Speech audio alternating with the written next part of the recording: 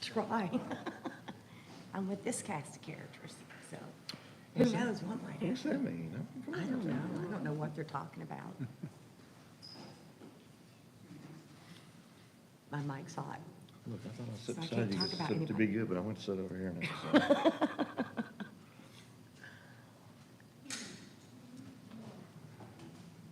So. We good? Good morning. Welcome to our 90-second Coffee with the Commissioner event. We're live from Perdido Key at the Visitor Center and the fire station. We're going live on the county's YouTube site, but we're also live on Facebook this morning. I got it kind of rigged. I got it MacGyver rigged so that we can do both. But first thing, I want to thank everyone for getting up early and coming out. I know it's early in the morning, but you know, they say people get a lot more done when they get up early, and we have coffee here, so help yourself. I'm fortunate today we have Tammy Thoreau, my friend who runs the Chamber of Commerce. Thank you very much for being here. Hey, thank you for being here in Perdido Key. Pat McClellan is here. Thank you very much.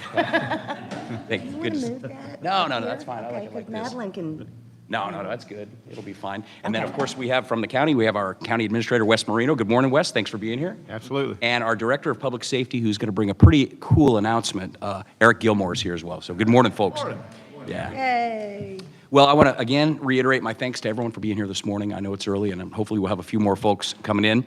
Before we get started, I just want to say I have probably, in 18 years in public service, I have probably not ever received more emails, phone calls, and just consternation than I have over the last 3 weeks. So I have a pretty newsworthy, pretty big announcement to make this morning.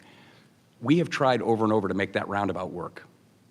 It's not working. It's been a failure. I'll admit it. I have to own that, right?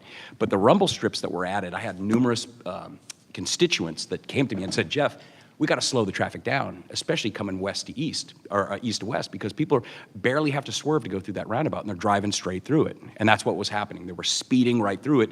Folks coming in from Johnson's Beach Road didn't have a chance, and there was almost a couple of very serious auto crashes, collisions. So we put the rumble strips. They were too intense. I saw this morning, just as I'm coming here, I've ridden over them, I have a truck, no problem, but other people in sedans, you know, they're going around it. They're going around it, and that's causing a safety problem. So by Monday morning, I'm told, those are going to be gone. So we're going to have to live with the roundabout the way it is now. Now, here's part two of the announcement. I think someone's happy. Listen, Someone's happy back there. So part two of the announcement is this. You know, we were told when this came back to District 1 in 2022 that the roundabout had been socialized. It had been, they had workshopped it, they had had a number of town halls, and that the people voted. That's what I was told. Staff told me that. They also told me it was designed and it would work. But here's what we know. It's counterintuitive. For instance, I was in Cape Coral 3 weeks ago, and I was in Sarasota last week. And there's a lot of roundabouts in South Florida, but here's what they have in common. They're big. They have to be big because they have to be able to give you time to navigate, and that's what slows the traffic down, but it slows it down, but keeps it moving, right? If they're so tiny that you barely have to swerve, it's not gonna be effective. The other thing about roundabouts that I've learned recently, as we've dealt with this, is they work best when you have an equal amount of traffic coming in 4 directions, right? So what we have with this one at Perdido Key Drive is 90% of the traffic is going east and west. Only 10% is trying to get out from Johnson's Beach Road. So, you know, I wish if we had a time machine, go back in time, perhaps maybe a traffic light would have been less expensive and probably more effective, right? But we don't have a time machine. So what staff is doing now, and what I've charged them to do, is bring me 2 plans. Make the roundabout of sufficient size. What's it going to cost to do that? Make sure the lanes are centered. It's obvious when you drive up, especially when you're coming from Pensacola into Perdido Key, they weren't centered properly. So if you're coming this way, you barely have to swerve and you can go right through it. So the rumble strips worked, but they worked too well. So the rumble strips are going, we got to live with this roundabout until I get that plan. Staff's going to bring me a plan to enlarge it, to make it of sufficient size that it works, like the one at the Pensacola Bay Bridge, right? That one works well. No one's complaining about that. No one complains about the ones in other parts of the country because they're built right. This one was shoehorned in. It was too small. Bring me a plan to make it big, of a sufficient size, or bring me the plan to demo it and put a traffic light there where we can control the timing. Maybe 4 minutes east and west, 20 seconds this way, 4 minutes. No matter what we do, I just want everyone to know that. Expectation management. The busiest restaurant that you love to go, if you go Friday night, you're going to wait, right? On the busy peak days of summer and spring break, this road's always been crowded. There's always been traffic. It's not the roundabout's fault. If we did nothing, you'd still have traffic. You'd have traffic trying to make a left turn on Johnson's Beach Road to go to the state park or the National Seashore. You would have traffic no matter what. We're trying to make it as best it can be and keeping it safe. So I just wanted to make that announcement before we got started. So I saw some people smiling, so hopefully that answers your questions. But hey, here's the other cool thing. Since we're doing this live, during the pandemic, we started doing it on Zoom. That was good. We could reach a wider audience, but I like doing it live, and we've got a mic, and so we'll have folks, if you want to come speak and ask questions of the group, we'll have time for you to do that as well. Also, we're taking questions online, so if you're watching this on Facebook, you can shoot us a question. But without further ado, I always like to kick it off with our county administrator. There's so much stuff going on in the county. There's so much at any given time that I'd like to give him the opportunity to bring an update. So Wes, thanks for being here this morning, and go ahead and give us an update. Appreciate that, Commissioner. Good to be here this morning. Good to see everybody this morning. As Commissioner Burgash said, there is a lot of things going on in Escambia County, all throughout the county, in every department. Right now, I think the last time I was here, we were in the middle of budget cycle. We're always in the middle of budget cycle. So we're driving hard on the budget. We're going to come in. We'll have a balanced budget presented by July. We're doing well operationally. And I don't want to, and I said that to somebody yesterday afternoon. Operationally, not personnel, but operationally, our departments are functioning at a level almost 2007, 2008 levels. Some even below that is what our operational budgets are. Personnel, we've had to increase our personnel because we've had to recruit folks, we've had to retain folks, and it's been difficult, it's been tough. CDL drivers are not easy to come by. Paramedics and EMTs are not easy to come by. People with specialty certifications, corrections, those folks are difficult to recruit and retain. But we've done a fantastic job of doing that. We still have some vacancies going on. I will say the board has been very supportive in our efforts to do some of that. And I appreciate, Jeff, I appreciate the support, I really do. Throughout the county, all of our departments are doing really well. They really are. Public Works is, it's the you call, we haul departments, what I call Public Works. But I'll say the demand that comes with some of these departments, for instance, in Public Works, in 2007, 2008, we had 340-ish holding ponds that we maintain. Today, we have over 1,000. Every board meeting, we accept new plats, new subdivision plats. And every time we accept new subdivision plats, it's more asphalt, more curb and gutter, more drainage infrastructure, more holding ponds. Though our Public Works Department is phenomenal. They respond, they get things done. They're innovative in their approach. We've started contracting out some of the holding pond maintenance because we've had to, but they do a fantastic job. Development Services, as you well know, is a department that is just, they are slammed with work and they take a lot of heat sometimes. The Land Development Code, the board just passed a updated parking ordinance, which needed to be passed, and it's not the end-all, be-all as far as the fix for the Land Development Code, but it is the first step in looking at our Land Development Code and making those modifications that need to be made. And it's all throughout the county. It's from Barano Park, the north end of the county, it's to Beulah, it's to Perdido Key. It's everywhere you see growth and development just exploding exponentially. And it is a difficult situation in some instances. People say, why can't you build the roads first, build the infrastructure first? We don't know exactly where the development's going. And I'll be honest with you, we don't have the money to build the infrastructure first a lot of times. So I know Commissioner Burgash has talked about impact fees and, Yes. and those sorts of things. And so we're going to be looking at some of those things. And we need to look at them. We have to look at them. And he's brought that several times to the board. And I think he's going to bring it again. Yeah, you can bet on that one. And I'll just segue in real quick. My dad was a Master Chief in the Navy. We lived all over the world, overseas, and all over the country, and spent most of my time here in Pensacola. But one thing I learned from that experience going to 17 different schools was I learned how to make friends, number one, but I learned that other communities don't do it the way we do it in Pensacola.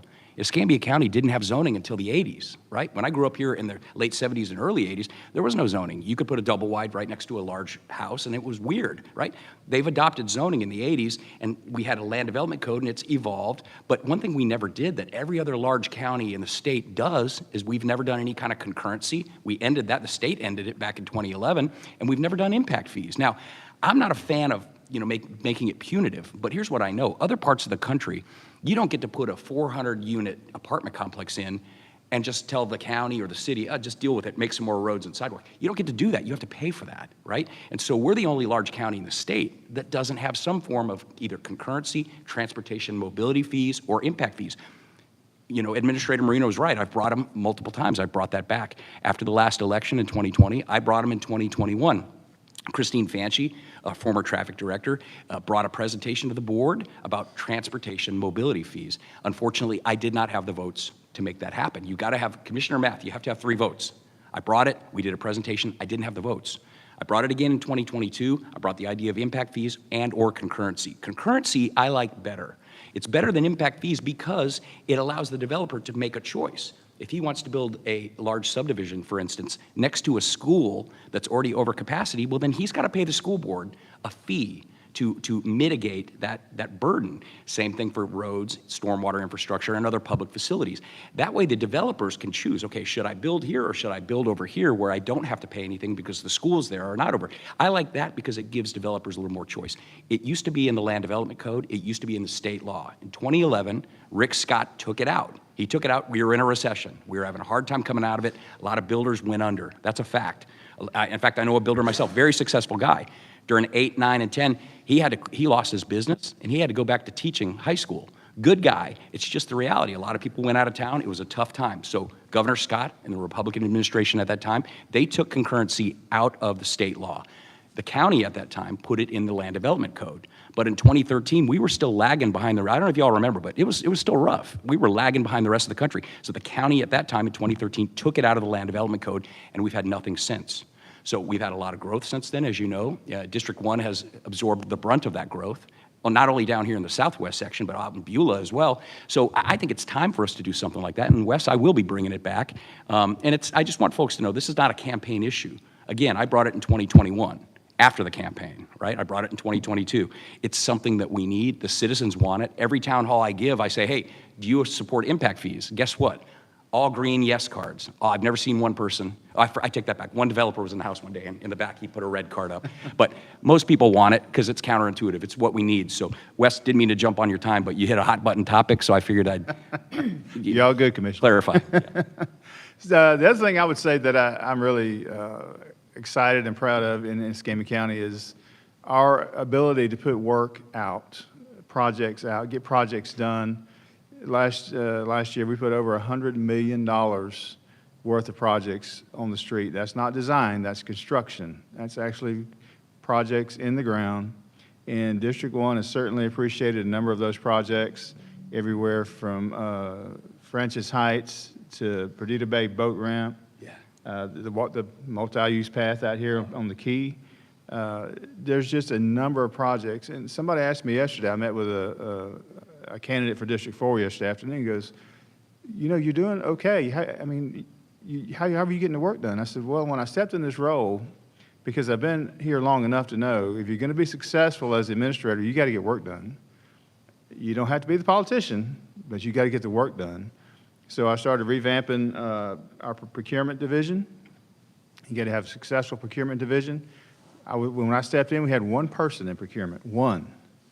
And now we have 8 to 9, and they know how to drive work and get work out on the street. You got to have a successful public works division. You got to have a successful engineering division, and a successful BID and development services.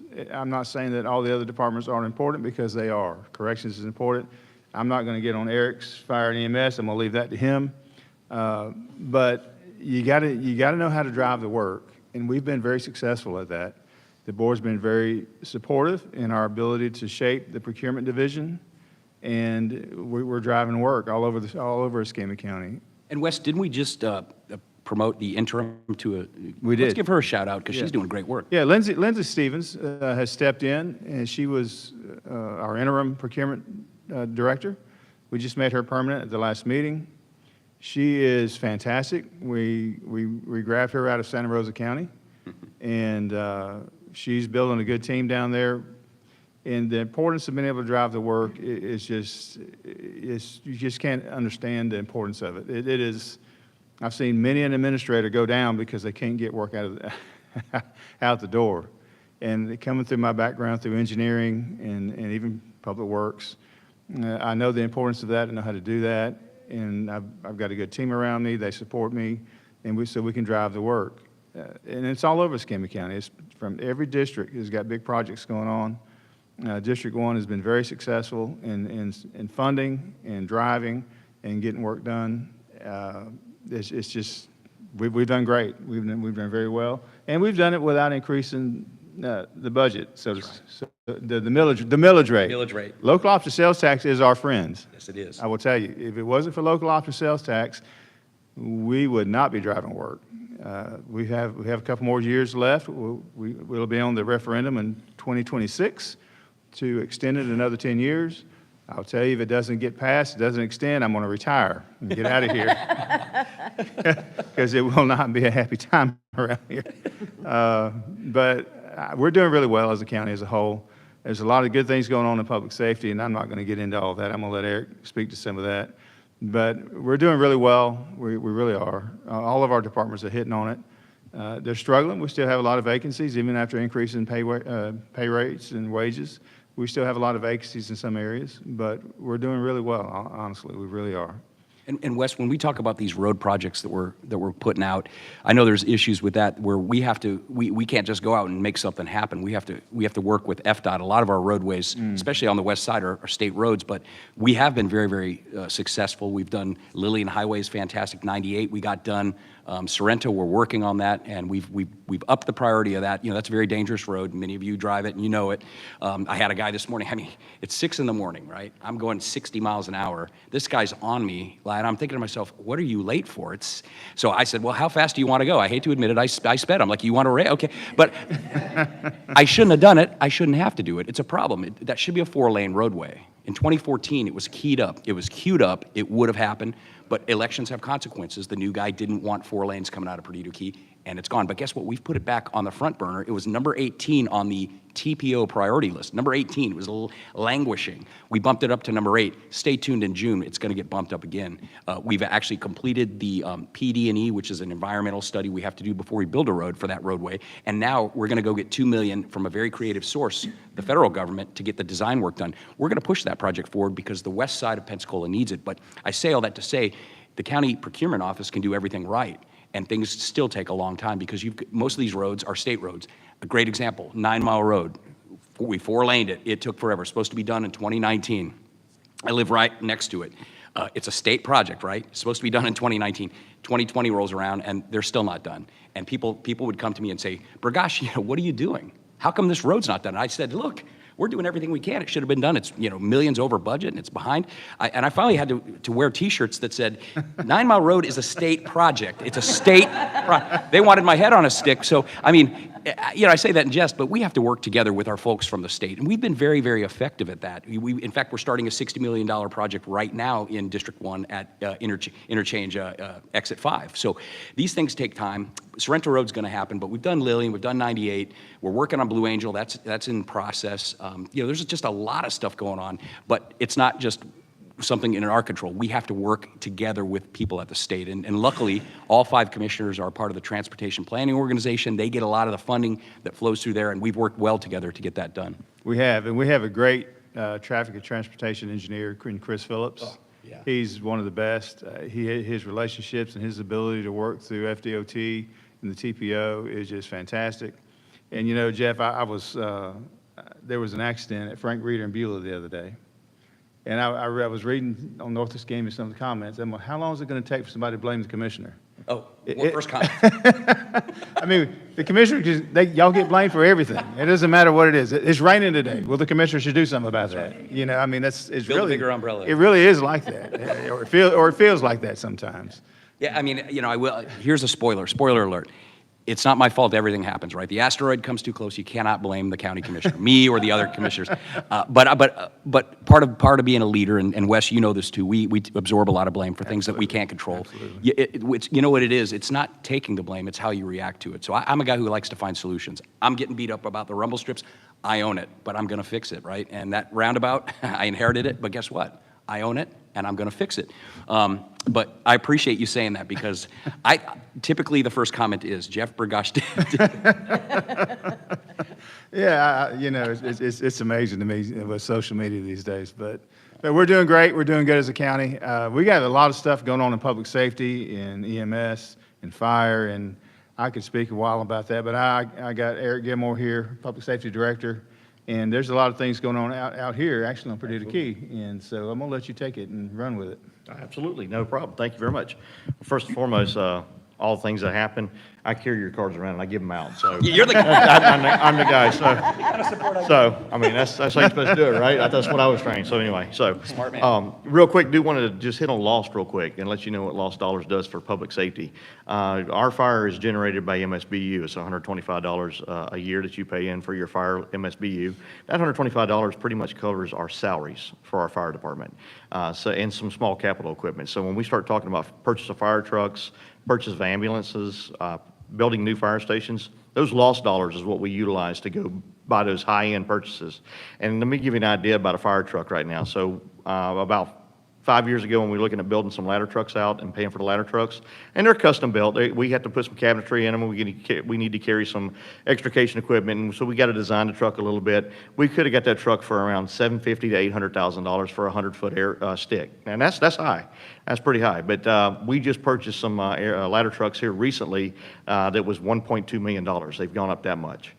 So fire trucks have just gone astronomically crazy because it's public safety, and they know you need it. Our ambulances is the same thing. We're looking at it was around $250,000. They've gone up over $300,000 for an ambulance. So things have just gotten astronomical. And as I said, the MSBU for the fire pretty much takes care of the salaries of the firefighters, the small capital, and utilities and stuff like that. Our EMS division, their enterprise accounts. So what they do is they do not receive tax funding. They do not get tax dollars from. We have to make our own money to pay our bills. And so what we do is we bill for, you call 911, you take an ambulance ride, you get billed for it. So it's billed for fee for service.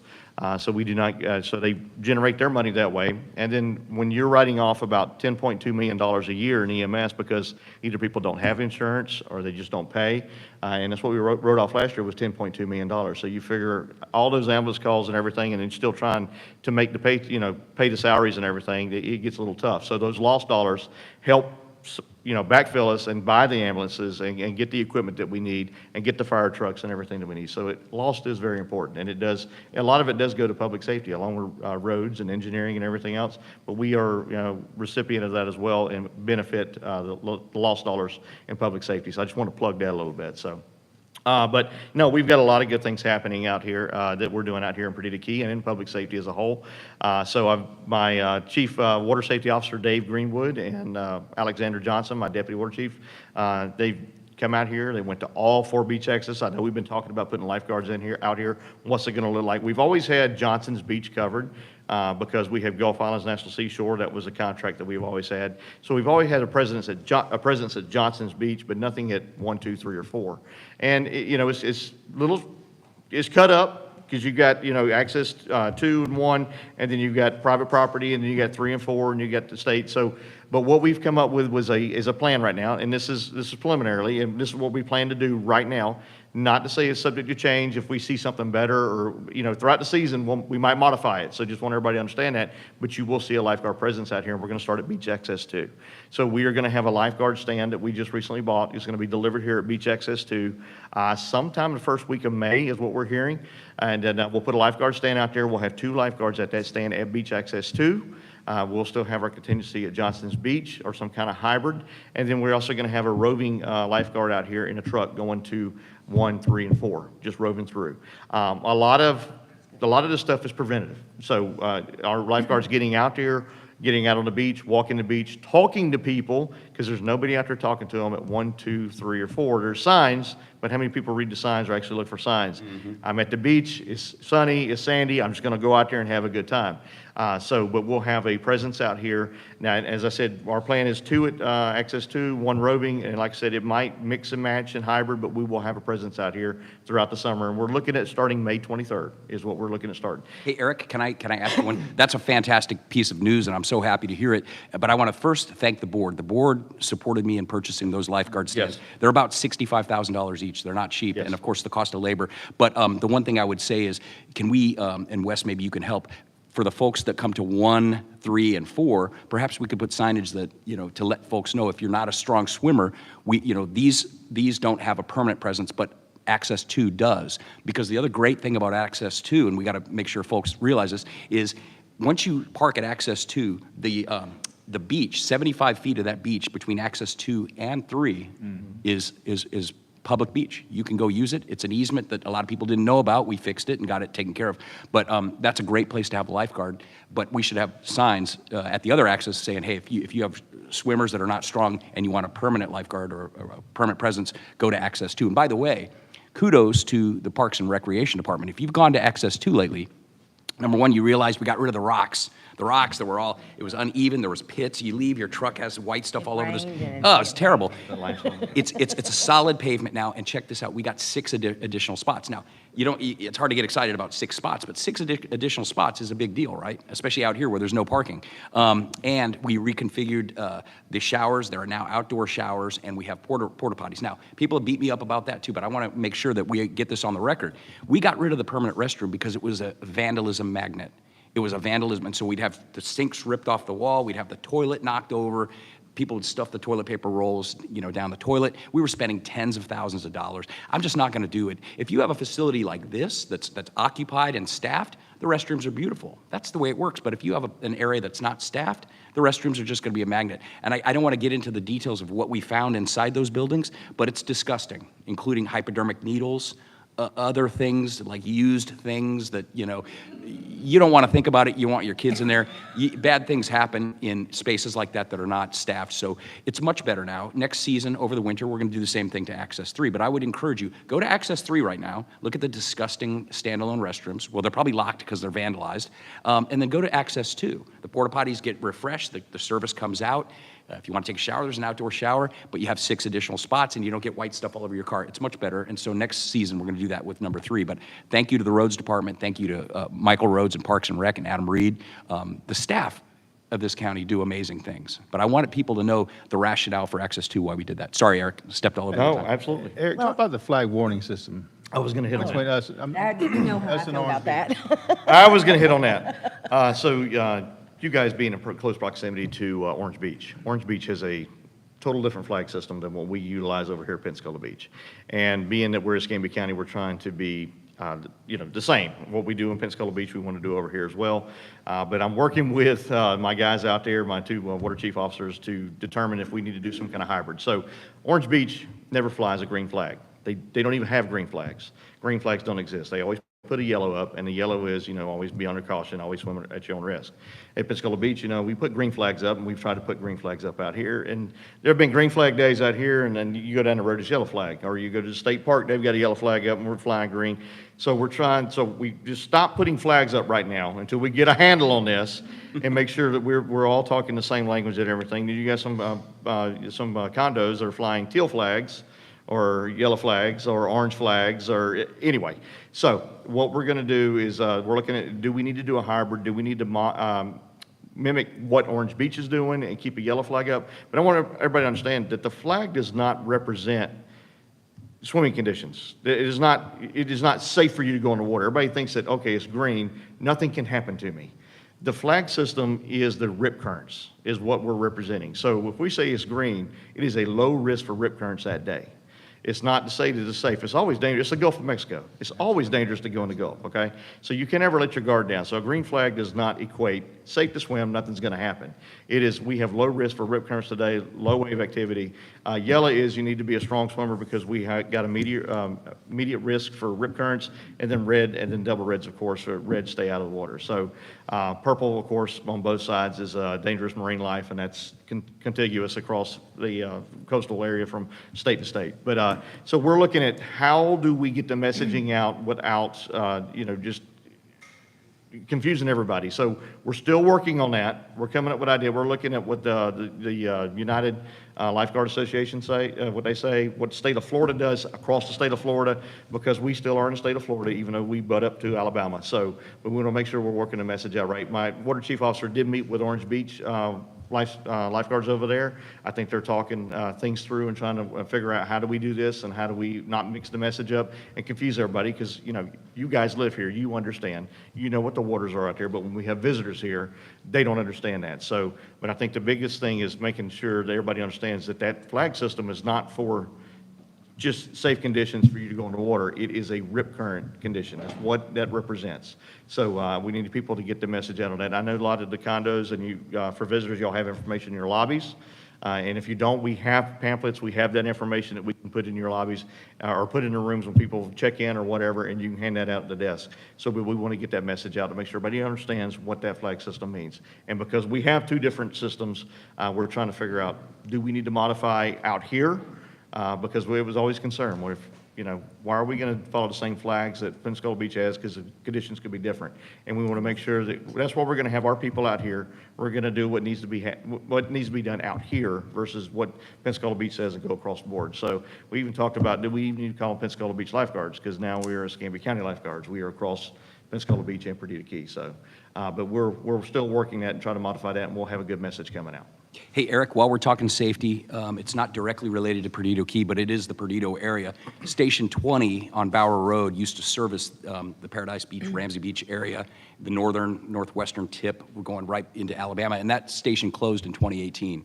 It was closed. There was a lease issue. It was a $1 a year lease with a family. It wasn't running, but an average of one fire call per year. But at that particular time, the public safety director, Mike Weaver, and Jack Brown, who was the county administrator at that time, came to my office and said, look, you know, we're going to lose it, and, you know, but it only runs one call a year, and we've got the Lillian Volunteers right across the bridge. They're going to cover it. Well, we've had a number of calls, and the Lillian Volunteers didn't show up, and we've been working. Then COVID happened, but we've got some pretty exciting news. We've been working with the federal government and the Department of the Navy specifically on a triangular piece of property, really very, very close to where Station 20 was, almost directly across the street on Bower Road. About 2 weeks back, we got some news.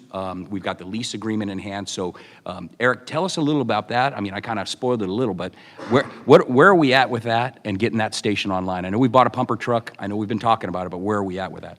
And so we do have a pumper truck ready to go out there. And of course, I think where we're at right now, we've still got to do our due diligence, right, Wes? We're working out some appraisals. We're going to do a land swap, if you will, an easement for that triangular piece of property. We've already done our due diligence as far as knowing that we can build what we need to build there. And so as soon as we execute that agreement with the Navy, we'll go into design and development, and then we'll break ground. We'll have a ribbon cut, and we'll go. Right on. So I would say within a matter of 6 to 8 months, you'll see a lot of activity there in that area.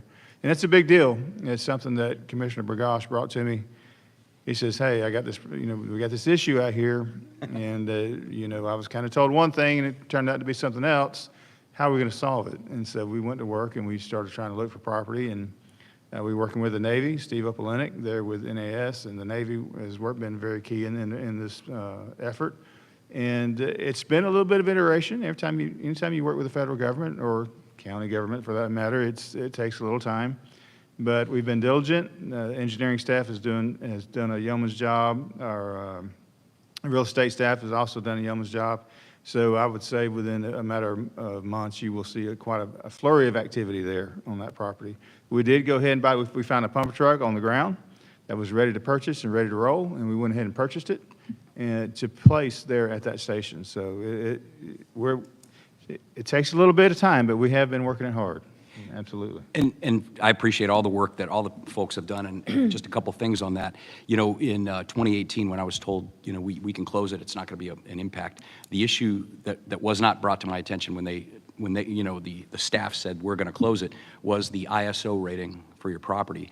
The issue is if you were served by a fire station within 5 miles, you had what's called an ISO rating that would be lower. Well, when you take the fire station out of the equation, your ISO rating goes higher. And so immediately I was contacted by people. And of course, I did not know that. And you know, sadly, those folks should have told me, because if they would have, what do you think I would have done? I don't think we would have closed it. We would have bought it, and we would have owned it. But be that as it may, it's water under the bridge now. But that's the reason. So a lot of folks had coverage, and then they lost coverage because the Lillian Volunteers across the bridge didn't qualify them to get the lower ISO ratings. And as we all know, the property insurance market is broken in Florida. It's a busted system. My personal property tax at my house has gone from $1,400 to over $5,000. and I've had one claim in 20 years. It's ridiculous. We're paying for the fires out west, we're paying for storms down south, and the state legislature, they're doing what they can, but it's the private market, and that's what happens. But we don't want to exacerbate the situation by closing a fire station and not telling the citizens. So I'm very proud that we're going to bring that back. The other thing, Wes, that I think we should talk about that fire station is we're going to be very agile and nimble when we construct something there. I know Wes and his folks at the engineering department have looked at modular construction, because we don't need a gigantic fire station there. I mean, you run very few fire calls, you run some medical calls, but you get the ISO rating down when you put a fire station there. So tell us about the modular construction that we're looking at out there. So, the fire station out in Beulah, that's fixed to open, by the way. And that's another win for District 1. Very expensive to build brick and mortar. And so in order to get the best bang for our buck, if you will, especially in an area like this off Bower Road, we started looking at modular buildings. Even for community centers, there's some that we started looking at. We have Cantonment that's under design right now for a modular community center. But these modular buildings can be multi-use facilities for a fraction of the price, maybe a third of the price as brick and mortar. But yet they still have a 50-year lifespan. They still meet the wind load code, the wind codes, and they still meet all the things that they have to meet. And so we're starting to take advantage of some of that as we look at different fire stations throughout Escambia County, community centers throughout Escambia County, or fire station / community center. We're starting to take advantage of some of the modern technology and do some of that. And basically, they bring it in and set it up. We prep the property, we do the land development, and they come in and they set the building up, and they make it operational. It lets us do more with the tax dollars that we have. And I know some of the saying is, well, the county has plenty of money. We really don't have plenty of money, honestly. I wish we did. I wish Stephen Hall was here this morning, he could tell you. But we're being as studious as we can be with the tax dollars. And so and with this particular fire station here, we were looking for a way to make it happen. And part of that was it's always a cost. There's always a cost involved. So we started looking at different variations of what's going on around the country in South Florida and some other places, and we found this particular solution, and so we're going to implement that there on Bower Road, and we're going to implement it there in Cantonment at a community center. And you'll see us, as we move forward, do some of that. It's about $13 million for a new brick and mortar fire station, something of that nature. Wow. And so we're going to do this for about $4 to $5 million. And so it's a huge savings. The technology in today's world is going to help us out a little bit, and we're going to keep on pressing forward and pursuing that technology in different areas of Escambia County. But it's a huge savings. It is a huge savings, and I will point out to the citizens, if you make your way up to District 5, to the giant soccer complex we have there, Ashton Brosnaham, we have deployed modular construction up there. It's been a home run hit. I mean, it's really fantastic. I've been associated with Ashton Brosnaham for many years. My kids played soccer there, and kudos to the staff for everything we've done up there. We're about to build something up there. We've got the NCAA women soccer tournament coming. I mean, Ashton Brosnaham has done very, very well up in D5, but that construction is the kind that we can apply down here in D1 for our fire station. So great forward thinking. Eric, we kind of stepped all over your time, but tell us about the Ambibus. I bring this up every time. This is cool. This is very cool. Still trying to get it painted. No, so we're getting it wrapped. So We're getting it wrapped. we're getting it wrapped. We did find Creative Design is going to help. They're going to wrap it for us. So the Ambibus is up and running. The Ambibus is, if you can, everybody remember the old MASH TV show? They had the buses with the gurneys on this. This is exactly what this is. It's a mass mover for mass casualty, or moving people out of a hospital, or decompressing a hospital, or evacuating people out of a nursing home or whatever. So it is, we have the cots all installed, the system's installed, the bus is up and running. It's just ugly. It's a yellow school bus. I mean, that's what it was. So, but we did find somebody to help us out there wrapping it. Right now it's being painted, the roof's being painted, putting a white cap back on it, and then we're just going to wrap it, and it's going to be wrapped in a blue color. And once we get that prettied up, we'll have pictures of it and get it out there. But it is operational, so if we need to pull the trigger or do something with it right now, we can utilize it. It's just not pretty going down the road, so it's a school bus. So. And the reason I always bring it up to Eric, and he knows this, is it's in jest, but it's been one of those projects in government that just take forever. I mean, it just takes forever. In the private world, you can go make a decision and make it happen. in government, it takes forever. And we're talking about the Beulah Fire Station. Very proud of that and what's happening up there. But that's been a 7-year evolution. 7 years. I mean, it's just excruciating. I mean, and so folks, a lot of folks say, well, why can't you just make it happen? Well, I wish I could, believe me. But I mean, we see in the federal government, it takes a long time to get things done. But I'm happy that we're doing that. And Eric, it's all in good fun, man. No, I know. Ambibus- Well, he gives out your cards, so. Yeah, oh, yeah, that's right. Fair And if anyone complains, just give them my card. But no, really, I got to say, public safety, Eric has done a great job. And another thing, he's very modest. He didn't say it, but we've had issues. We have a lot of issues with salary. I mean, we are in a battle for talent, frankly, with other cities and counties, and it's all about money and benefits. We have a great benefits package. Well, you do that, that's expensive, but then people want wages. Well, they just completed another bargaining session, and Eric, tell them what we did for our people. We just finished something that I think is going to be helpful in keeping paramedics here. So what we did is try to retain or try to recruit more paramedics just for the paramedic side, because that's a higher skill paramedic is, and they're a little harder to come by. That we're doing a $5,000 sign-on bonus. So, and it's over a 3-year period. So they'll get a incremental payout every December of the year they're there. So to recruit more people coming in or try to get more paramedics in. And we have gotten quite a few paramedics from out of state. Matter of fact, we're waiting on 3 of them right now to finish moving. One of them's out west building a house in Pace, and they've already applied with us, and they're waiting for their house to get done. And it's just amazing the number of people who are moving in our area from out of state. And it's amazing that they buy these homes and sight unseen and just move in from, California and those areas out there. I know y'all probably got a lot of neighbors just moving in that's from out west or up north, but we're having a lot of people move in the area from, I live in the north end of the county, it's a rural area. And we got a really rural road that's got, just a couple of houses sparsely populated on it. And on that road itself, in 6 months, we've had 3 people move out from Michigan, California, and Idaho. Wow. Sight unseen, on a simple rural road with about 15 houses total on it, and there's 3 from out of state. So, it's just, it's amazing what's happening in our area and how people are moving in and just coming in.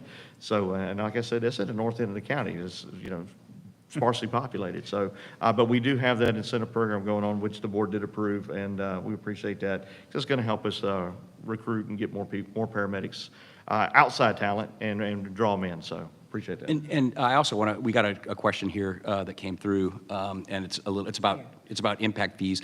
Escambia County has a drainage impact fee, but it has not been updated. We have not updated the fee since it was enacted in 1992. I'm not aware of it. If it is, it must be de minimis. Do you know offhand, Wes?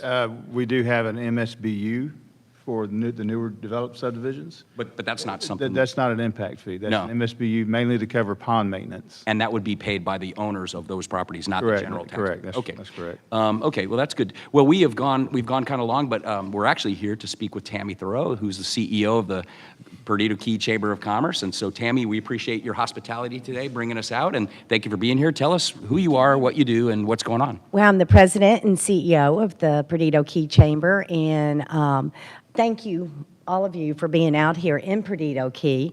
There's just a couple things I want to comment on. You're talking about lifeguards and the flag system and stuff. We have a website called visitperdido.com, and our visitors in this area use it. So we can take a lot of the information you have and add it. Maybe there's a way to feed it. Sure. Yeah, or something that we can put on our website, because people do look to our website for information in the area. So we could possibly work together on that. Absolutely. We're happy to. We're happy. And I want to say the sidewalks are wonderful. Thank you. Every time they finish a section, people are on it. Yep. They go as far as they can go. It's amazing. I mean, they'll finish it one day, and the next day you'll see bikes and walkers and stuff. So, Right. so the sidewalk is just wonderful. And then something the chamber's going to do, and I think this will help the community. It will help. It'll help everybody in office in Escambia County, but we're going to have a Leadership Perdido Key class. Our first time, and there's a reason that we wanted to create that, is just to give people some education, because sometimes you get out here on the beach and we've got a laid-back lifestyle here, and you don't always pay attention to government. And one of our sessions will be, county and government and bringing a class to you so you can tell them how it works. Because I think a lot of time people get confused because they don't exactly know how it works, how the law works, or Good idea. I've seen it out here. So really, that's one of the main reasons for creating the class is to educate our people that live out in this area. What is going on with the county? What's going on with the hospital? What goes on with Florida Power and Light? I mean, just some different things like that, and just give them an education. I don't think we need to teach necessarily leadership, but we need to just inform people. I And love- if you inform one, then you can inform two and three, and they'll pass it on. I So- love this idea. So tell the folks, how do you sign up to join if you want? Not yet. No, no. Come on, you're supposed to have the answer. Come on. It's coming. It's coming because our class is actually going to start at the end of August with a reception, and then it'll start September with our sessions, and we'll have one a month. But as soon as we get that out there, we will announce it, how you can, you'll be able to go online, fill out an application. We have a committee that's putting it together, and we just think that'll be beneficial for this area just to understand what's going on in the rest of the county. Yeah, no, and what a great timely topic. One of the issues out here over the last year or so was the effort to incorporate, right? Right. And That's kind of what led into it, yeah, I really. mean, I'm sure Tammy was a neutral. I was neutral. I don't own property down here, but I represent people. So I tell people all the time, because I would have people say, hey, what do you think about a city? I would say this, well, what are you going to get for it? I mean, people in downtown Pensacola, depending upon if they're in the downtown improvement district, are paying extra millage points, 1, 2, 3, 4, 5, over and above what they're already paying to the county. And I think you're right. You need to educate people. I mean, if you incorporate a city, and a lot of people didn't know this, and you incorporate a large area of Perdido, that doesn't mean you get away from paying the county tax. We're always going to get our tax, even from downtown Pensacola. It's just you're going to pay extra over the top. And again, counterintuitive, people know you're not going to get something for free, and you're certainly not going to get more for paying less. And so I think what happened with that effort to incorporate, I think a lot of the folks read this study. I went to all the meetings. I thought they were good meetings, and they were very, very informative. However, I think a lot of folks like me took back what they wrote and said, well, wait a minute. How can you say you're going to give more and you're going to tax less? It just doesn't, the math doesn't work. So people have asked, what do you think about incorporation? Obviously, I'm neutral on it, but And I we think are too. I believe that plan was flawed, and I believe that the way it was presented as less costly than the alternative was wrong, and I think that's the reason Representative Andrade pulled it. But incorporation can be good if you're going to get something for it. Are Right. you going to have your own code enforcement people? Are you going to take care of the roads? Are you going to own the parks? Are you going to have your own police force? Right? A lot of people, security is a big deal. If you're going to have your own police force, if you want to pay for that and you're going to get that, yeah, that's great. But if you're going to get nothing extra than what you have now, I just don't know if that would have resonated. I don't know if it would have sold. So hopefully you'll incorporate that as part of your training. And I Visit think Perdido. people come across and they sound like they're angry when they're on social media or whatever, talking about issues. And I don't think they're angry. I just don't think they know all the facts. And so if we can share that information with people, then I think that will make a better community. No, that's great. How many people will be, what do you think, 10, 12, We're actually, our class will be 25. 25? This is the first time for the Perdido Key Chamber, so we're really excited about it. And, I have a great board. I have my business development committee is just awesome. They keep us busy. And I just want to say thank you because it's so nice to be able to work with your county commissioner. And, it's easy for me to pick up the phone and say, hey, Jeff, this is going on, which I do. And she does, believe me. Or I give them a list or whatever, but it's nice to have that relationship and work through these different projects and stuff. And I understand it takes time. Yes, ma'am. But I tried to explain it to the rest of the community. It takes time to get some things done. Well, just your the way it program is. is going to be fantastic, and I Well, want to we'll support be coming it. to see you, so. So thank you, Jeff, for your support for this area and the Chamber of Commerce. Yes, ma'am. So what else are we doing this weekend in Perdido Key? Oh, you can't wait. He's going to do a question session. Yeah, we're in doing just a question minute. sessions In after. just a minute. Well, you are going to join me and Pat this Saturday at the mullet toss. We are throwing mullets. Mullet. Not rubber mullets, real mullets. Wait, I can't throw a rubber? I want to throw a rubber mullet. No, I'm just We're throwing the mullets. Anyway, at 4 o'clock at Floribama, and we're really excited about that. And thank you to Holiday Harbor, Alan Bazell. He is Ubering us over because, you know, you talk about traffic. Traffic gets crazy during mullet toss. So the best way to get there is by boat for us. So we're going to meet and they're going to Uber us over to the yacht club. And I found out last night, I didn't know this because there was a news story last night that was kind of humorous. It was very good. But there are folks that are concerned about animals like PETA. And I am too. I'm an animal lover. But they were concerned about the dead fish and what was going to happen. But I found out from Channel 3 last night that they take all the dead fish and they feed it to alligators. So the fish is not going to waste. It's going to be fed to the alligator after we get done throwing it. And Floribama raises a lot of money for that. So, don't they, Pat? Yeah, it goes back to the community. So anyway, we're going to have a great time. We're looking forward to that. And today I'm leaving and going to play in the mullet swing in the golf course. Oh, good for you. Good for you. Well, do you want to open it up for some questions? Sure. So if you want to go Yeah, to the just stand mic, behind Pat. that mic. I think Pat has some Pat's wanting questions. to ask a question. I know. Okay, well, He's my, like the eager kid that's on the front. this thing on? Yeah, can you hear me? All right, first of all, I want to thank you for the awesome presentation you had of insights of all the things going on in the county. And I want to start off with a compliment for all the works that the commissioner and the engineering department did when we had our 26th annual Mullet Man Triathlon. Because we had these people on sports bikes that cost more than my first 3 cars. They're coming down the road. We have engineered it since we were open to swim on the old riverside to not go across the road. We don't go across the bridge. We go across underneath the pretty fast bridge, come across here, and that's it. Underneath the steel bars bridge, go back. However, at that point, the river road was closed. All the construction was going on the river. And I made a call to the commissioner. Engineering department got right back with us with Nick and the other one, the gentleman on the road here. I gave all the workers a drink ticket. Maybe that's helped. But before the But the day before that, so and all this thing completely cleared off the road, just like magic. The sweepers were out. It was unbelievable. I don't know if you know enough, but these guys going down the road, fat guys like me in a skinny tire bike will One bust them rock up will if throw they hit them them. off. Yeah.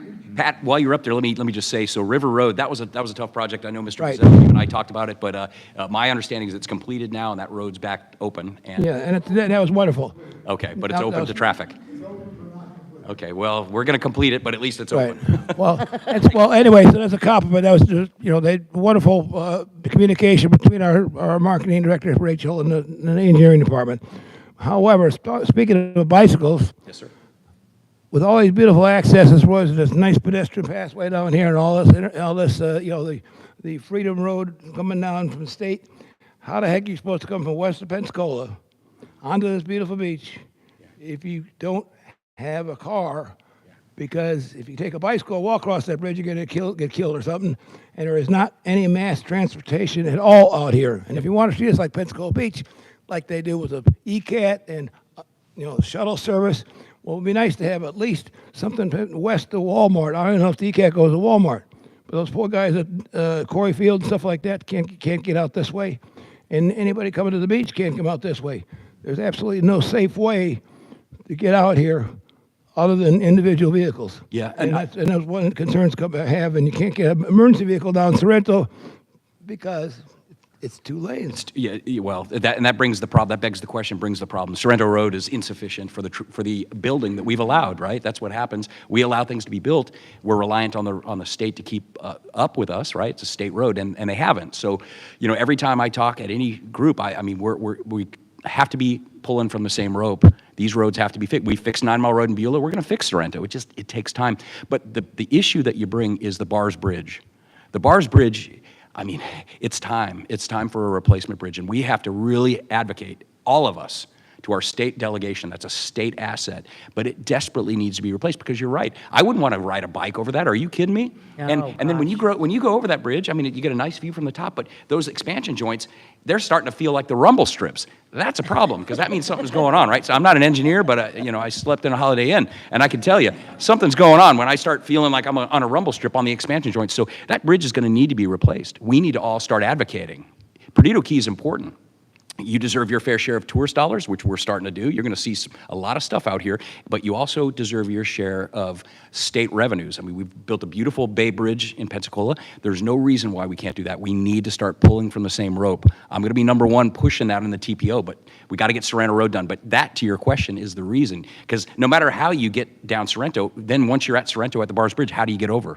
We looked at a cantilever thing on the side. Unfortunately, I don't think it would work from an engineering perspective because the bridge is so old, but you're right. And when it comes to mass transit options, perhaps we need to get a trolley system going like they have at Pensacola Beach, right? Wouldn't that be great? Yep. Maybe we That'd can be look at that. wonderful. Maybe we can look at that. Maybe it comes from a certain area over there where we can park. We'd have Well, to. I've even talked about. Don't forget, ECAT does, yeah, I'm sorry, ECAT does go to Pensacola Beach, which services Santa Rosa County and Gulf Coast, Breeze yes. more than anybody else. You know what I'm saying? And we don't even have one. I don't even know if we have one at Walmart anymore. You know, a designated route. So, I can tell you- all these folks on the west side, for this beautiful beach access is for our people. Unlike Alabama, they can get public access. 16 miles of public access. How they can get to it? You know. Good point. And, Wes, we need to and look at that. We need to that's talk a to big point on Rodriguez there. about that. Well, Well, absolutely. and And Darren and I from Visit Pensacola, I mean, we've just talked about like a wish list. And we thought, wouldn't it be nice if we had a bus or something, a trolley, that went from Pensacola Beach to here? So people can have day trips to either, you know, if they're staying in Pensacola Beach, come to Perdido Key, check out our beach, vice versa. So having some Pretty type of. ambitious. I like that. I like the idea, but that's a 25-mile trip. I don't know. Well, still, though, you I get where you're could. going, but I don't know how we do that financially. Parks.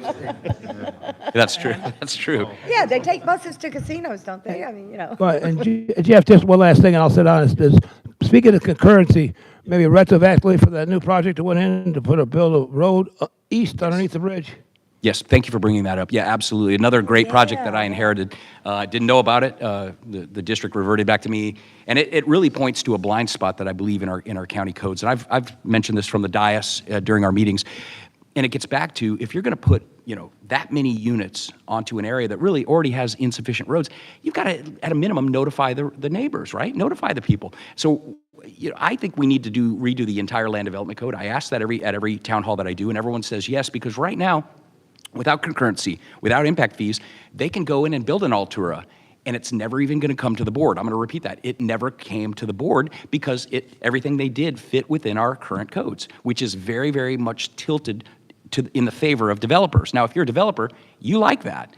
If you're a resident who says, well, gosh, these roads aren't sufficient already, and they're building another 400-unit apartment, it doesn't work. So that's one of the things that we need to do. That's one of the things I'm gonna do once I get the votes. I think concurrency is something I'm starting to hear rumblings from one of my counterparts that I might have another vote. So I'm gonna bring that back. But you're right, absolutely. There is a road, and what I have suggested and what I have asked Tim Day, our environmental director, to look at, and Chris Phillips to look at is, why can't we have a one-way road go under the Bars Bridge, come up? We need to work with the state to get a little of that property and have it come up and merge right onto Perdido Key Drive after the bridge. Because right now you're coming out of that giant apartment complex and you got folks trying to make a left and it's a disaster.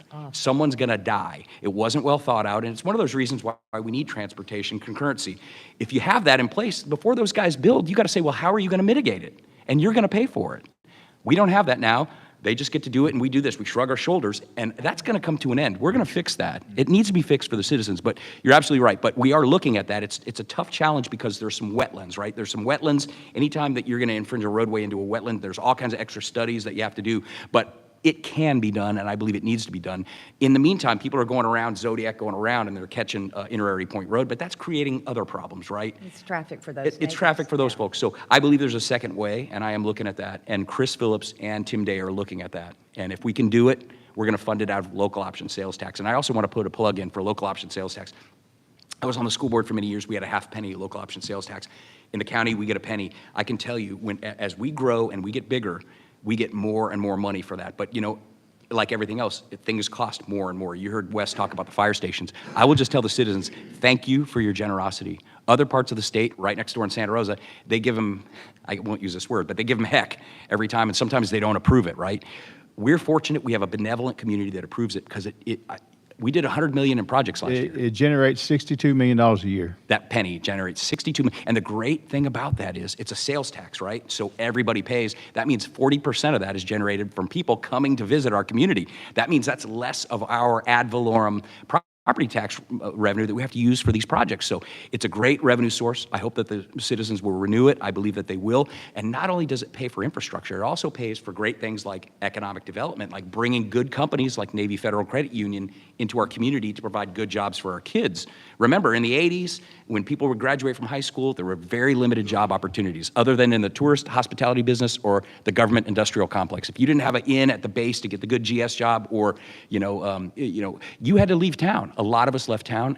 We're making it now in this community with that local option sales tax such that you can find a good career with a good company like Navy Federal, like Circulogene, like Pegasus, because we have that funding. It allows us to be competitive. And our economy now is changing. Our jobs base is much more diverse than it ever has been before, in large part to that local option sales tax. So not only does it do roads, bridges, stormwater, and things like that, it also helps us with economic development. So we appreciate the taxpayers. So we've got an open mic. I see some people Anybody here. else? Come on Howard? down. Yes, let me ask about two things, please. First, if I'm correct, the Fish and Wildlife is giving the county $1.4 million for beach renourishment, including on Perdido Key? It's dune replenishment. Pardon? Dune replenishment, yes. And we have to be very careful because beach restoration would trigger property to revert to a public status, and that would be the definition of that. I've had a lot of people ask me about this. The definition of that would be if you took new sand into an area that's currently covered with water and then filled it in, that would be beach renourishment, and that would be creation of a new beach, and that would then be a public asset. When you do dune restoration, that doesn't create new beach, and therefore the property owners that own the property, they can maintain the privately owned status. That's my understanding from the. The question is, how does it affect Perdido Key? Well, I believe there's a big project that's coming out, and a lot of these dunes are going to be restored, and that's happening. That's coming. Does that include the island over there across from Sunset Grill? No, that's a different project. Okay. You guys want to hear about that? That's a great project. Oh my gosh, what a great project. Is that what you were asking about? No, I'm asking about the one on the Gulf. Okay, no, okay, that's the answer to that one. That's coming. Federal funds are going to, and matter of fact, the county's already put out some information on that. Tim Day has sent out information. So those property owners are being requested to allow access so those workers can go in there and replenish the dunes. Now, do you want to know about Sunset Island? Is there a timeline for that? I apologize, I don't know, but can we, I'm not sure. I had to- Wes, if you would mind? Yep. Okay, so staff will get you answered on that. Now, The other question is on the new beach access. Yes, sir. Property the county is buying. yes, sir. What's the status of that? Okay, the board, thank you for asking. You know, we opened, yes, sir, no, Tom, thank you. We opened Access 4 in 2022, shortly after this area reverted back to District 1. We had actually owned that property for 9 years, behind a locked gate for political reasons, right? So we opened it, and when we opened it, 300 feet, and then adjacent to that, the crab trap said, well, you've opened it, so we'll give you 200 feet over here. So we immediately had 500 feet of Gulf frontage for folks to use. And very proud of that. But we had a $3.6 million allocation of money from the oil spill. And the board, thank you to my counterparts on board, they voted to take that money and buy additional beach access. So we're in the process right now. I don't want to get ahead of my skis, but we're in the process right now of negotiating for an additional 100 feet next to an existing access point so that we can double our space there. And again, guys, with that multi-use path that we've done, now we'll have mobility on Perdido Key, and folks can ride their bikes. They can get to these access points. They won't necessarily need to park their cars there, but that's in the process right now. 3.6 million. We're going to open up another one. It's going to be another 100 foot. More importantly, it'll double the parking at one of those access points. So that's where we're at right now. Okay. I want to talk about that. Oh no, hey, look, I'm happy to do it. May I just say, my father took me fishing out here. Here's where I learned how to fish as a young man. And when we did, we lived on the west side because we were not real wealthy, right? And so this was our beach. Perdido Key, and we would park. There was a junior food store. Anyone remember that? Way back when.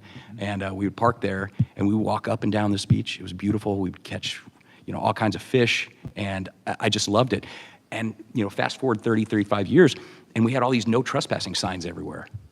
And they were just terrible, and they were horrible. So we fixed that, and we no longer have you can have one on your property. I understand property rights. I get it. I'm a rule follower. I play by the rules. But we didn't need 4 or 5 signs with chains between them. It looked terrible. We got rid of those. But getting back to the point about beach access, call me old school, but any opportunity I can get in this position to to open that beach as big and wide as I can to as many people as I can, I'm going to do it. I understand private property rights. Folks that have, there are many, we looked at every title on Perdido Key, and there are 63 of them that have a 75-foot easement, and that was kept from the citizens for decades. But I knew it. Back then, they didn't have the no trespassing signs because that 75-foot easement was in place back then in the 80s. They knew it. Somewhere along the line, someone said, well, let's just ignore that and put no trespassing signs. So we fixed that, Alan, and now we're going to have more parking for it as well, so folks can use it. We're going to have lifeguards as well. But I want to talk about Sunset Island, because that's a great project. And again, guys, I will tell you, this is another example of elections have consequences. The environmental division and all of the staff, really, they're apolitical. They don't get involved in politics. We, as politicians, we get involved in it. We go out, we talk to people, here's what I want to do. If you like me, vote for me. If you don't, vote for the other guy. But in 2013 and 14, the environmental division had a great project. And they were going to take dredged sand from the intercoastal, instead of dumping it in front of a few houses on the intercoastal, which the Corps of Engineers has the right to do. They were going to take it and build a large island, Sunset Island. Right now there's 3 little very small areas of sand, and they were going to put it right there off to the side of the intercoastal, off the coast of your restaurant, Sunset Grill. What that would have done it would have allowed all that sand to be right there and ready to go in the case of the next storm. And they have a series of tube systems, and they can convey that sand from that island directly onto shore and then move it much quicker and much less expensively, instead of trucking it all the way around from the intercoastal. Well, that project got killed because there was an election and that person who won didn't want it. Well, I'm bringing it back. It's a great project. The Corps of Engineers loved it. The residents liked it because they're not going to have the dredge spoils in front of their houses along the intercoastal. But most importantly, when the storms come, we will have a ready supply of sand that we can use to renourish the beaches, and we can do it 90% cheaper than the way we were doing it before using this conveyor system. So in the meantime, what does that do for entertainment and recreation for boaters? It allows a giant island that would hold 100 boats. So right now, if you're a boater, and you get there too late, the small little islands that are there, they get taken up, and you got to steam all the way over somewhere else, right? Now you're going to have 100 space that would hold 100 boats for people to have a great time in the summer, and it serves a public purpose. So that's coming. We're going to revive that project. And that's the island that's right in front of Sunset It Grill. sure is, right there. Yes, It's fading away. Yeah, so if you're a boater, you're going to love the project. But here's the key. These things, they get momentum, they get going, and like I said before, these things take a while. It's going to take a couple years to implement it, but if I have anything to say about it, it's going to happen. Absolutely. It needs to happen soon. Well, I wish I could do it. Believe me, I wish I The could do it like island that. is getting smaller and smaller. Well, Unfortunately, that's the long-term effect of even a new island. Eventually, it's back in the canal. Yeah. Well, maybe we keep it renourished with the sand. Anyone else have any questions? Yes, ma'am. Could please come to the mic so we. Yeah, no.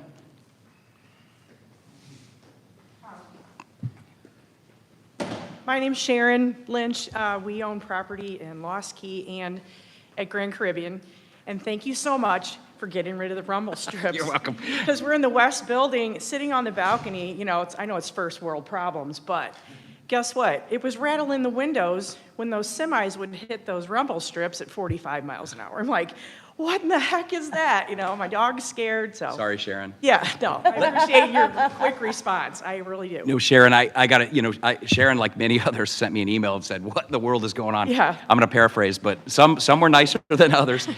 But I was kind of upset at that. But I'm just gonna, look. I'm not a road engineer, and I will apologize to everyone. I'll make a public apology. I'm sorry. Some folks suggested that as a solution to slow the traffic down, and when I thought of rumble strips, I'm thinking of when I'm on the 110 getting on the 10, and you've got a couple of very, very mild things that you just kind of feel it. Yeah. Oh, okay, I need to slow down here. Well, I had no idea they were going to put these 2-inch things. Yeah, And It's a shock to everyone driving. I'm going All over of it a in my sudden, there truck, they and are. so I know, we live in St. Louis, so we were here in January for the month of January, and we came back down, and it's like, oh my goodness, what is this? So, Well, yeah. So I apologize, guys, and those strips are coming out, and we're just going to get through this season. We're going to get if people. Yeah. I've just asked for patience. We've tried to do the best we can. Obviously, I believe the roundabout was a failure. I think that from design to construction all the way through, and the way it's a failure is when I can maintain the speed I'm going and barely swerve to get through the roundabout, yet the other guy has to go all the way around. It wasn't centered. It wasn't. To me, Yeah, that's it the was most weird, I mean, so here. Here's the thing. So the rumble strips are going away. We're going to ask for additional patrols. So people want to start speeding again. I'm going to, I have a very great relationship with Sheriff Simmons, and I'm going to have him bring his patrols out, and I know that they'll do that for me. And we will get the solution to that intersection, and it'll be the best solution, most cost-effective. But if it's a roundabout, it's going to be a big one, right? Because that's what you need to do to work. Or it'll be a traffic light with 4 minutes this way, 20 seconds, 4 minutes. But we can solve the problem. We've done it at Pensacola Beach, at Fort Pickens Road and Via de Luna. We can do it here, and we will do it. So accept my apologies, please. I know people No, are angry. I'm- I got dozens of See that emails. smile on my face, I'm really happy about it. Another question that came up while you were talking about beach access number 2, which really appreciate it because that was like the surface of the moon, that parking lot. It was like- terrible. Yeah. The potholes were terrible, and they're always full of water, and it was Yeah, just really they terrible. were. So I do appreciate that, but I have a question. Since I've owned property in Lost Key since 2017, we own a 3-bedroom townhouse there, and the question is, when we first moved there, people were parking across the street from the beach access. And Lennar made a deal with the county to build that 3rd street, or the 4th street, the last phase. It was sort of like in the future, but nobody ever really thought it was ever going to happen, but it did. But what happened is that Lennar made a deal with the county to give back that property to the county, and they chained it off, and you can't park there anymore.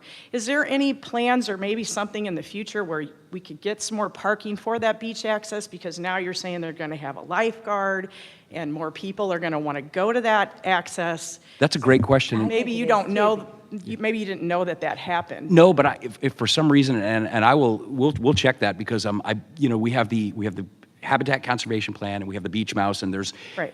any kind of thing that you do, as anyone in the room that develops here knows. You have to make sure that you're not violating the conservation plan, that there's mouse habitat, that there's conveyor systems under the road. It's crazy. Right, yeah. But we're rule followers. We follow it. So I'll ask Tim Day that specifically. I don't know how many spaces that would accommodate. It's a very small parcel, so far as I could remember. Well, it's right next to Perdido Realty and the Splash. It's right next to that shopping center. Okay.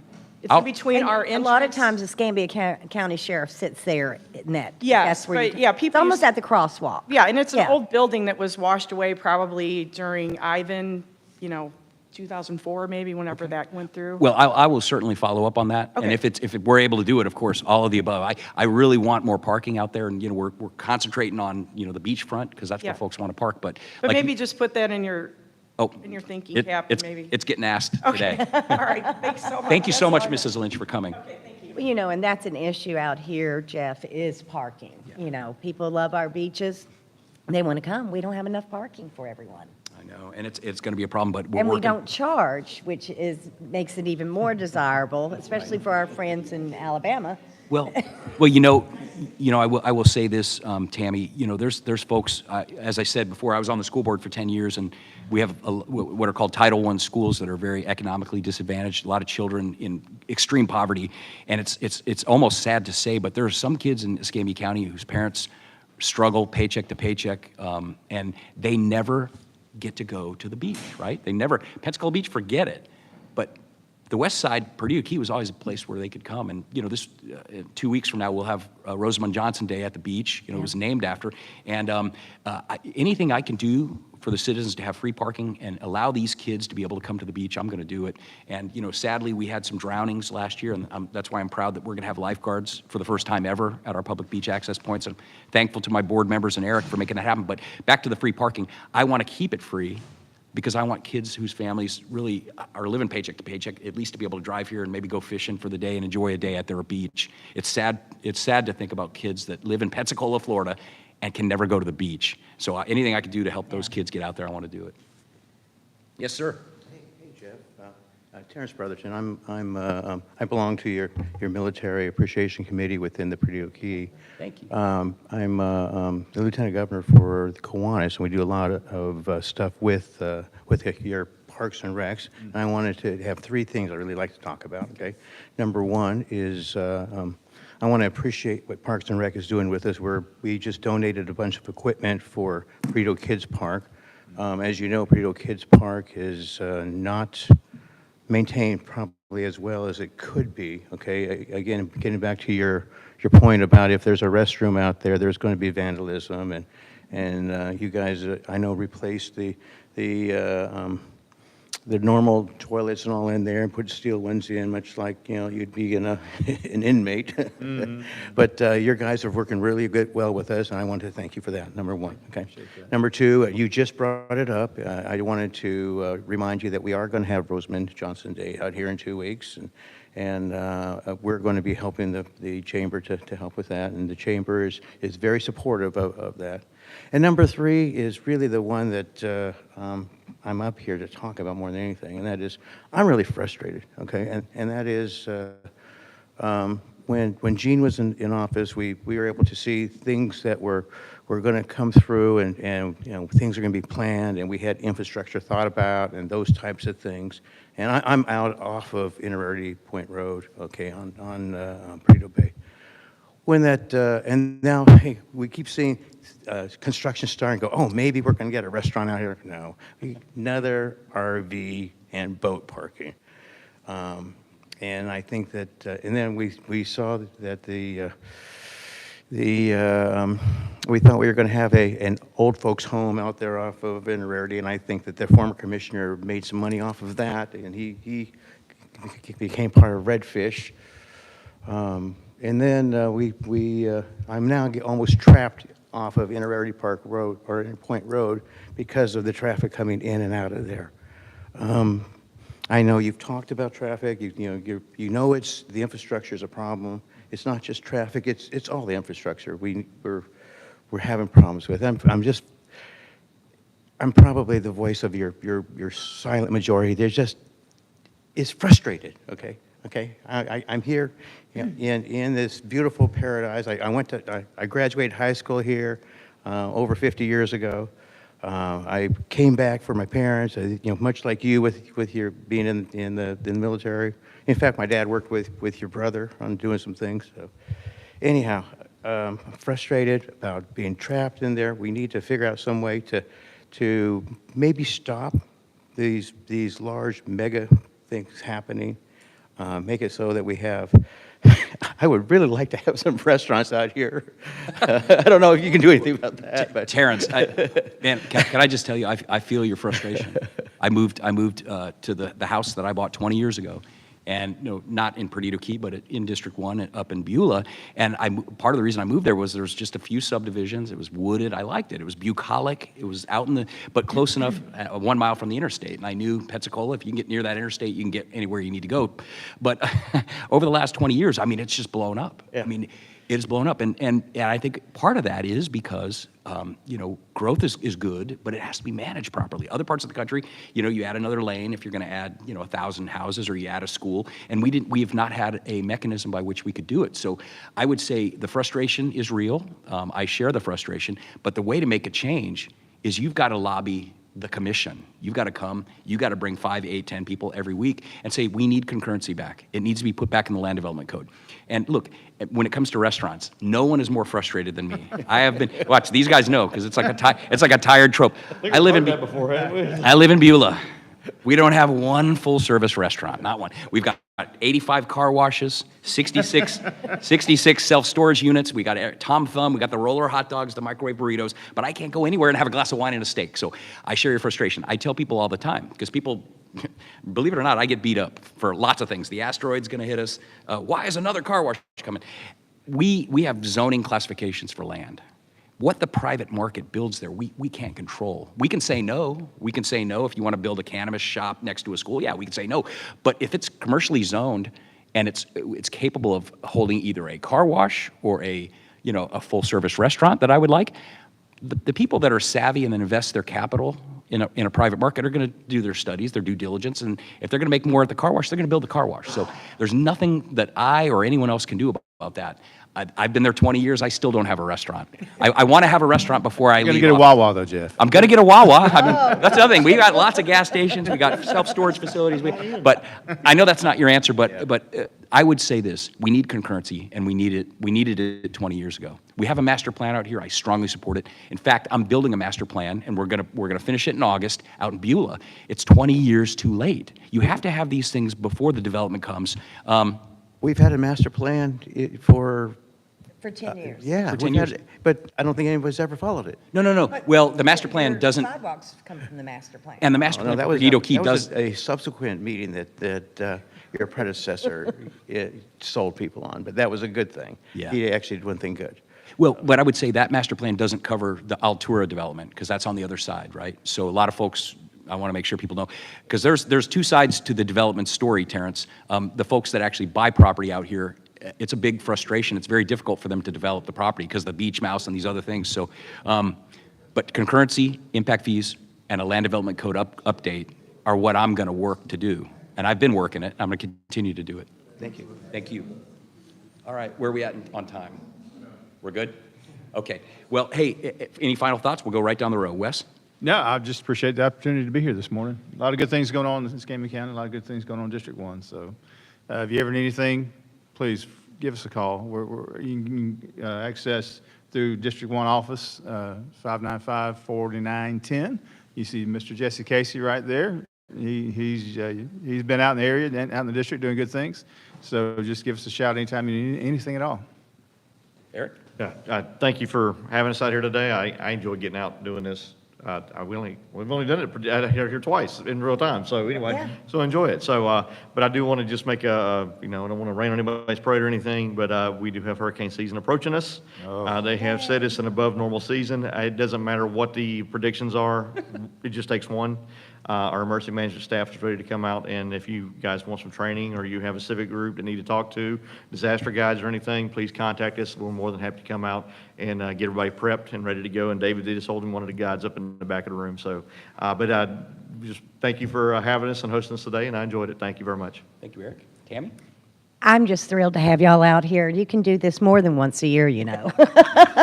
But thank you all for everything that you do. And Jeff, you are such a fighter for us. I mean, we bring in 21%, 22% of the tourism tax dollars. And we're always trying to get some back in this area, and you champion that for us. So I do appreciate that. Thank you, Tammy, and I'm going to continue to do that because, again, I mean, this area of District 1 brings in a lot of revenue, not just the TDC, but also the local option sales tax and ad valorem. So we need to get our fair share, and we're going to continue to get more and more. And I do have one more thing. The Chamber has won Best of Florida for 2 years in a row, and we've been nominated again. And so we would like for everybody to go to our website, our Facebook page, or whatever, and vote for the Perdido Key Chamber we want a three-peat, right? A three-peat. Yeah, we're number one. Well, I want to thank each and every member of the audience that showed up today, the board members, the citizens. I appreciate you being here. I know it's real early, it's tough, but but it's the best time to, and most people don't have appointments at 6:30, so there's no really excuses, really, for not being here. Sleeping is a good excuse. Sleeping is a good excuse.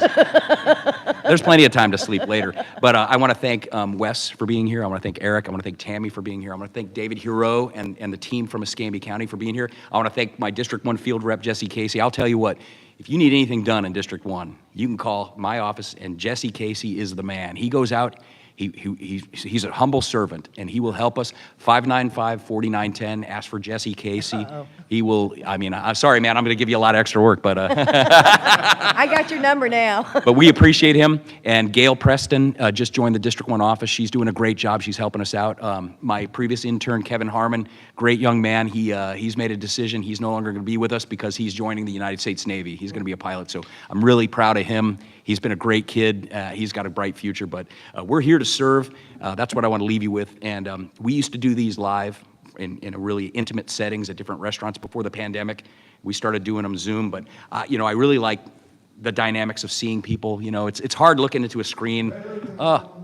Oh my gosh, yes. Yes. So I'm going to commit to that. We're going to start doing these much more often, much more frequent, and we're going to bring audiences in. But if you need anything from District 1, I'm leaving my cards right here. Grab a card, call me, call Jesse, call Gail. What's that? No. Well, that's because everyone has it already, right? They stole Yeah, I was everything. gonna say, I've got They his got my number. text, my picture. I've got his number, and I'll give it to you for a small price. Yeah, just call, ask for a public record, you get it all. Pictures, passports, everything. Yeah. Just steal it all. But I can write it down there. For you, Pat, I will write the number down. This one's for you, right? No, my number for everyone in the world, everyone has it, everyone knows it, 850-293-1459. That's my cell phone. I keep it attached to the hip. It's right there. Call me if you need anything, anytime ever. But I appreciate. Somebody's calling you. Oh, yeah, someone's calling right now. Look at that. How about that? How about that? On command. But again, I appreciate everyone being here today. Thank you for the staff, and we'll see you next month at the next Coffee with the Commissioner. Thank you. All right. Yeah. Thank you.